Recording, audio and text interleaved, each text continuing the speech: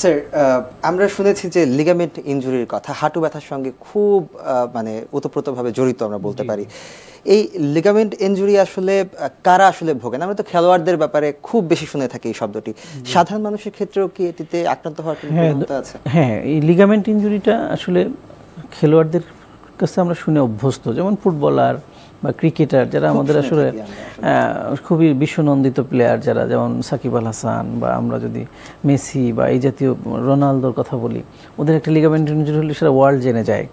কিন্তু যেমন দেখা যাচ্ছে আপনি আমরা হতে পারি আমরা সিডেন্টারি খেলোয়াড়, আমরা হয়তো ফ্রাইডেতে সুযোগ পেলে একটু ফুটবল খেলতে গেলাম। এই যারা সিডেন্টারি খেলোয়াড় এদের এই সমস্যাটা বেশি হয়। তারা কোনো ওয়ার্ম আপ করে না, হঠাৎ করে যে খেলতে গেল, একটা কিক করতে গেল, দেখা গেল তার এসিএল ইনজুরি হয়ে গেল। তো লিগামেন্টটা কী জিনিস? লিগামেন্ট হলো আমাদের জয়েন্টের চারিদিকে কিছু রশির মতো জিনিস থাকে, যেটা আমাদের জয়েন্টকে স্টেবিলিটি দেয়।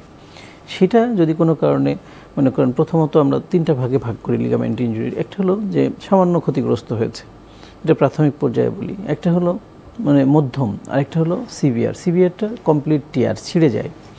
তো আমরা এটাকে তিনটা ভাগে ভাগ করি। প্রাথমিক এবং মধ্যম হলে কনজারভেটিভ ট্রিটমেন্টে ভালো হয়ে যায়, ওষুধ, ফিজিওথেরাপি, এক্সারসাইজের মাধ্যমে।